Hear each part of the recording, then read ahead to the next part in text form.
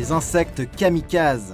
On commence avec du lourd, ces insectes prêts à se sacrifier pour protéger la colonie. Et j'utilise pas le mot kamikaze pour rien, voyez plutôt, ici on a une espèce de fourmi qui vit en Malaisie, la Camponotus sondersi. En situation de combat, si elle sent qu'elle ne va pas s'en tirer indemne, elle peut choisir de littéralement s'exploser pour emmener son ennemi avec elle. En fait, elle peut contracter ses muscles abdominaux, ce qui va causer l'explosion de son abdomen. Ça va relâcher une substance collante et corrosive qui va venir engluer l'ennemi et le brûler petit à petit, ce qui permet généralement de le mettre hors de combat. Et ce liquide aurait apparemment l'odeur de curry. Bon appétit. Bon, par contre, vous attendez pas à un spectacle grandiose, ça ressemble plus à ce que vous voyez en vous éclatant un bouton blanc qu'à une vraie explosion. Il n'y a pas que cette fourmi qui utilise cette technique, on a aussi la termite Neocapriterme taraqua, qui vit en Guyane et qui a un fonctionnement similaire. À mesure qu'elle vieillit, la termite va accumuler un liquide bleu dans son dos, et en cas de situation désespérée, elle va s'exploser aussi pour relâcher cette substance qui va coller et empoisonner l'attaquant.